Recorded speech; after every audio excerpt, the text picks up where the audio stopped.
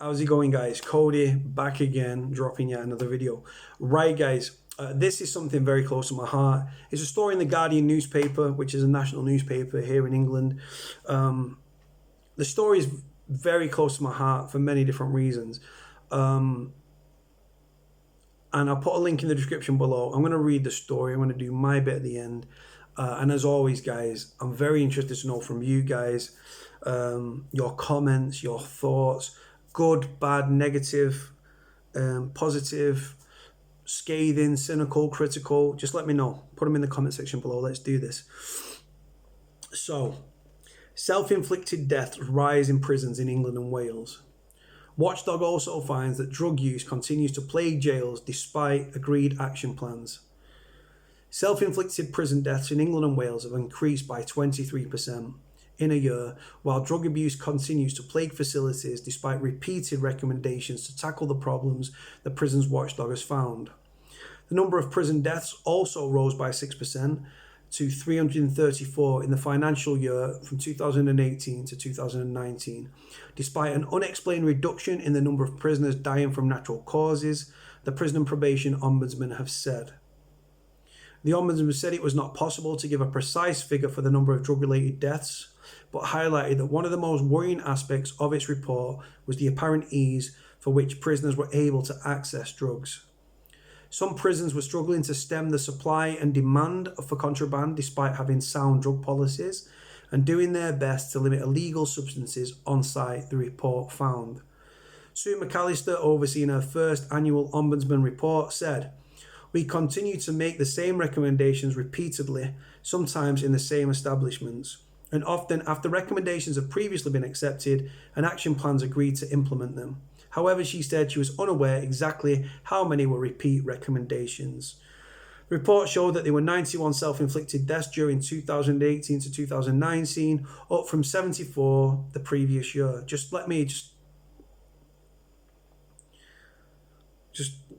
Let's go again. So the report showed there were 91 self-inflicted deaths during 2018 to 2019, up from 74 the previous year. The figure meant that 20% of deaths in prisons in the past year were self-inflicted, up from 23% the previous 12 months. In one case, a 31-year-old who had a long history of substance abuse, including the use of psychoactive substances, formerly known as legal highs, accidentally set himself on fire while smoking a drug in his cell at Ewell Prison in Worcestershire. The report found that unnamed prisoner pressed his emergency cell button and called for help, but it was 16 minutes before an officer found him. The man was said to be conscious but unable to comply with staff instruction and had severe burns to most of his body. The report found the prisoner had accidentally set himself on fire and may not have reacted initially because he was under the influence of a psychoactive substance. He died 2 days later. The Ombudsman said the delay in responding to the prisoner was unacceptable, and the response time was more than 3 times longer than the target of 5 minutes. Shouldn't be 5 minutes, it should be within a minute. A disciplinary investigation was subsequently opened. McAllister said it was a very tragic and distressing incident. The number of drug-related incidents on any one day can be significant. In this case, it was dismissed as just another drug-related incident. I'm not saying there is a culture that it's the cell bell. Doesn't matter, but I think there is a sense sometimes that it is overwhelming. Another prisoner, 32, was found hanged after having told a cellmate at HMP Manchester he was panicking about his drug debts to fellow prisoners. The report found the number of deaths from natural causes dropped from 188 to 180 during the year, although the report was unable to explain the cause of this. There were 4 homicides in prisons in England and Wales in 2018 to 2019, down from 7 the previous year. So 4 murders, down from 7 the previous year. Obviously, the latest one took place just on Sunday, just gone, at HMP Full Sutton, where depraved paedophile Richard Huckle was stabbed by a rapist by the name of Paul Fitzgerald, who was from Northern Ireland. Sex offender being lifed off now, and a nonce is dead. Britain's Prison and Probation Minister Lucy Fraser QC MP said, Any self-inflicted death is a tragedy. This is why, oh, here we fucking go, the usual broken record. This is why we've trained more than 25,000 staff in suicide and harm prevention and assigned each inmate a dedicated key worker for support.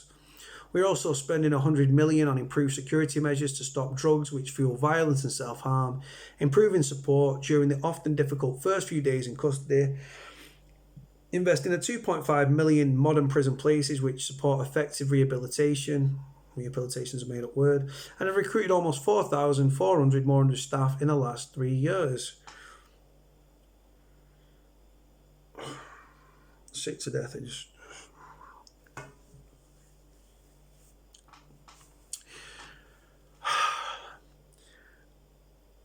It says there that the prison watchdog is the HMIP, the Her Majesty's Inspector of Prisons. They're useless. They can go around prisons and they can say, oh, this, and they can make recommendations and stuff. But what's the point if they're not implemented? And if it's a repeat, why is the governor still in post? Why is the prison still allowed to operate? If it's a private prison, how the fuck have they still got the contract?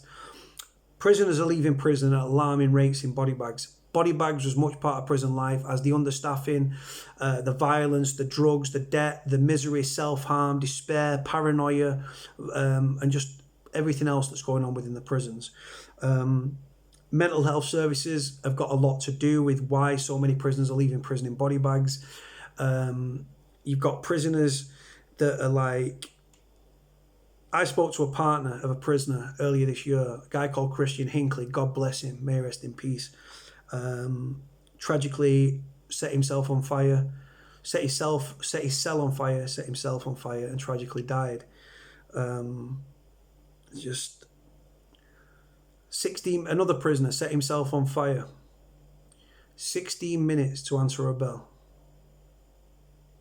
Now, whatever a prison officer's doing, unless there's a prisoner that's hung himself and they're working on him and stuff like that, there is no reason, no explanation, no reason that I'm willing to accept as to why a prison officer didn't get off his ass and go and fucking... I know prison officers are rushed off their feet. I know that there's more work than there are staff on the wing. I know this. But as soon as a buzzer goes, for me, if I'm a prison officer, right, and I've seen it happen too many times, as soon as a prisoner is on his bell, everything should be dropped and it should be dealt with. Right, in it's strange, guys, right? So prison officers are busy and they're doing what they're doing and there's not enough staff and everything else. But if a prison officer presses his panic button on his radio because he's being attacked, right, or he needs backup, he presses the button, it rings around the whole prison, woo, woo, woo, woo, woo, woo. And then everyone's shouting through for the wing, everyone's running to that wing, all the prison officers leaving what they're doing, leaving at books, leaving the dinner, leaving fucking, do you know what I mean, unlocking, they just run straight to the cell. They run straight to the wing and then get involved.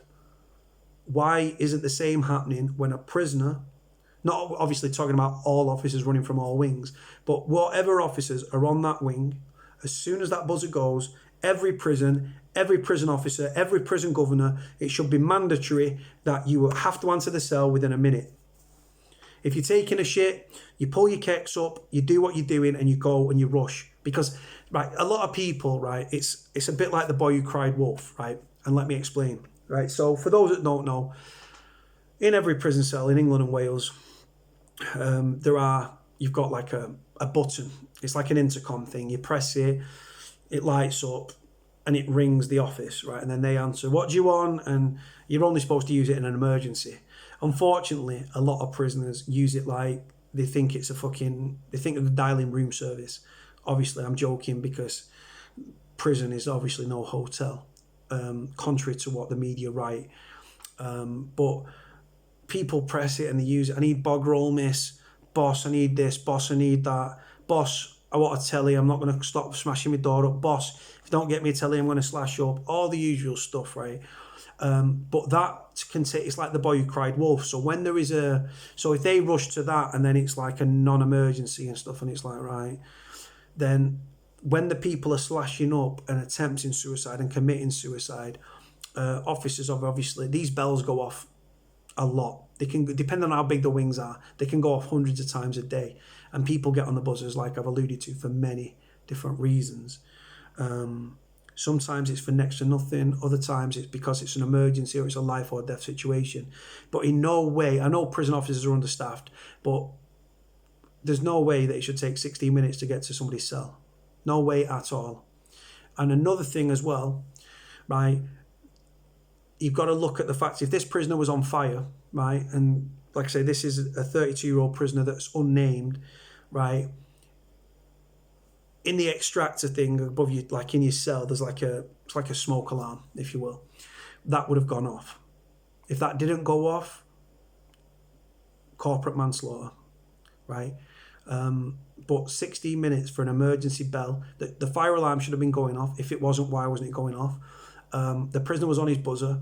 The prison officers, they should, I'm sorry, a minute, and they should be there. I don't care. How can it be that if one officer's getting attacked and he presses his panic button, that every other fucking officer that's available will run to that wing to defend and back up that prison officer? And then they can they lock everyone up, and then that prisoner gets a kick in, right? Why can't it be the same principle when a prisoner presses his cell button and it rings in the office? For me, officers might not be in there, they might be around the wing, or like I say, they might obviously understaffed and everything else, but they should have little fucking alarms, little things on them, that as soon as that fucking thing goes, it should tell them, right, what cell, run to that cell, right, what do you want? In every case, several times, hundreds of times a day if it has to, because it will save lives ultimately. But the facts are, prison officers, for the most part, not all prison officers, but for the most part, they don't care about prisoners. We're disposable, aren't we? We're replaceable, because you die in prison, gets double locked for a bit, then that gets lifted, and then your stuff gets fucking cleared out, just like, yeah, one off, because a man's dead, God bless him. Another prisoner's put in that cell, doesn't know the history of what happened in that cell before he landed there. Obviously, mental health services within prison are inadequate. The piss poor, the shocking, disgraceful, disgusting. What flows from having inadequate mental health services within prisons. If you are in prison and you have got mental health, if you've already got mental health and you land in prison, it's going to be compounded and it's going to get progressively worse. Loss of liberty and being locked in a cell against your will might not sound like a bad punishment until you've experienced it. And psychologically, can blow your mind, especially if that prisoner is mentally ill. If that prisoner is not mentally ill, being in prison for long amounts of time your mental health will deteriorate and it will get worse. And there are people that have gone to prison that have never been diagnosed with a mental health issue. It might have been underlying, or they've developed it whilst they've been in prison. I've seen prisoners go to prison that were mentally ill, and truth be told, they should have been in a psychiatric unit. But prisons are cheap alternatives to psychiatric units. And then you go to prison, your mental health records and your doctor's records don't follow you through the gate. You might, if you get a chance to see, when you get processed, you'll see the nurse and everything, and they can ask to see the doctor. And then in my case, they rang up my doctors and said, yeah, he's on this medication. They didn't give me the medication that was prescribed. They gave me Zopiclone, which were a sleeper. I was very wound up when I landed at prison. And they just give me sleepers, Zopiclone. Medication or education in prison. A lot of prisoners, sadly and tragically, are self-medicating. They've got mental health issues. They're not getting mental health medication, or the mental health medication's been reduced, or they're simply not getting it because they haven't seen anybody about it. And like I've said, what flows from that? When you lock in like paranoid schizophrenics in cells, and they start they're hearing voices, or they've got psychosis, or the schizophrenics, or the paranoid schizophrenics, or they're hallucinating and they're seeing things and they think that people are there to harm them. Then they start taking mind-bending drugs like spice, which is a drug of choice for many people in prison. Fucks with the head. They're taking illicit drugs, right? Obviously, people that take mental health medication, you're not going to eradicate mental health. You can treat it, and you can bend the mind back onto like a logical thinking process for a time. But when you've got mentally ill prisoners that are not taking mental health medication, or are, but then are also taking illicit drugs, because the people that are in prison that have got mental health issues, they're some of the most vulnerable and susceptible people in prisons. And I've seen mentally ill prisoners be spiked with spice and like spliffs of spice. I've seen prisoners peer pressured into taking drugs. spiked, bullied, peer pressured. Just, it's sad to see. And obviously, if you're forcing a drug onto somebody, not me personally, I despise these people, but if you think it's funny to spike a prisoner and that prisoner takes that drug, he's then getting billed for taking that drug that he didn't know he was taking. He's already paranoid. His head's already gone. Lock behind your door whilst you're in prison. I've said it a million times. I'm sick of saying it, right? Most dangerous thing in prison isn't the violence, right? Isn't the understaffing. Most dangerous thing in prison, your own mind, right? A lot of these prisoners, before they've ever been offenders, they've first been victims. I've said it a million times. Growing up in care, sexually abused, physically abused, emotionally abused, raped from a young age, passed from pillar to post, care leavers, like underlying mental health issues, parents were addicts, everything, right? And then they've ended up in prison, right? Like I say, most people, offenders, victims, and then become offenders. It goes on that way. And they're just locked in the cells and stuff, and they're just human warehousing susceptible, vulnerable, mentally ill people. Mentally ill prisoners should not be in prison. They should be in psychiatric units. You've got kids that are on short stretches with mental health issues, right? The mental health's being compounded by the fact they're in prison. The prison officers are like, fucking, they don't know you. They know your story. They know your name. They know your prison number. And if they go on the P-nomis, they'll know what you're in for. That's all they know. They don't know what's come before. And like I say, when you're giving mentally ill prisoners drugs, they're hallucinating, that they're having like paranoid delusions, paranoid schizophrenia, psychosis, all these other things and everything in between. Every mental health problem in the world that exists, there are people in prison with those conditions. Some severely, some not so obvious. Some are very, very obvious, and it's sad to see. And yet, prisoners are screaming out for help. And like I say, everything in prison is hard work. Getting to see the nurse comes and sees you, can give you paracetamol, can give you ibuprofen. That's all right. Then it's hard work seeing the doctor, seeing the dentist, getting psychiatric nurses. They're not commonplace. It happens, but it takes time. And then you've got men, like there's a prisoner at Forest Bank at the moment that I spoke to the mother, and she's worried shitless that he's going to end up dead, and he's talking about topping himself, and he's scared, and he's in debt, and he's paranoid, and all these things, and he's a severe self-harmer. And sadly and tragically, he's still in prison. He's being assessed by a psychiatric nurse. That psychiatric nurse said, you shouldn't be in prison. The guy is still in the same prison. And he has been for months, and he could leave prison in a body bag. And that's the scary thing. I told his mother, go to the paper, get medical records, go to the paper, get it out there. The mother, I haven't heard from since. Just mental health services, and what are so fucking piss poor. And like I say, what flows from that are the dark thoughts and stuff. They start to set in. And like I say, just you can't put yourself in a mentally ill prisoner's position. Right? Not just mentally ill prisoners as well, normal prisoners. We all do the whole thing of macho, oh man, prison's easy and we can do it. Yeah, you have a laugh in prison, everything else. But let's focus on the negatives, right? Prison gets to everybody. I don't care how big and how bad you think you are, right? But if you've got mental health issues, just know that your time in prison is going to be 2, 3, 4, 10 times worse than the kid that's not got mental health issues. And he's going to struggle at times, believe me. But these people don't see the world the way that we see the world. And a lot of these, I've seen non-violent prisoners with mental health issues that shouldn't have been in prison. And if they had to go to prison, they should have had a hospital order placed upon them. And they should have been sent to a medium secure hospital or a high secure, depending on the severity of the charge and the nature of the offence. But like I say you was going to, in the UK, we've got 3 high security hospitals. We've got Broadmoor, we've got Rampton, and we've got Ashworth. Ashworth's in Maghull.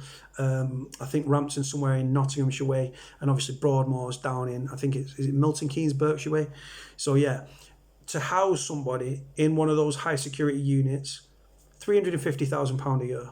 To house a mentally ill prisoner with severe mental health issues in prison here in the UK, or to house any prisoner in the UK, on average about £40,000 a year. So a prisoner with no mental health issues and a prisoner with severe mental health issues, it costs the same to house them. So in what I'm saying to you in layman's terms are, prisons are cheap alternatives to psychiatric units. So we're human warehouses, so some of the most vulnerable and susceptible mentally ill prisoners in our society. And then it's shocking that they're leaving prison in body bags, but sadly it is not surprising. And my heart goes out to so many of these mothers, fathers, brothers, sisters, families of these prisoners. I'm going to leave it there, guys. I spoke to a lot of these families and it breaks my heart. It's something I feel very, very strongly about this. And away from YouTube, I speak to a lot of families that have lost somebody in prison, whether it be through medical negligence or like suicide or suspicious circumstances and everything in between. Gonna leave it there, guys. Like, comment, subscribe. Cody out.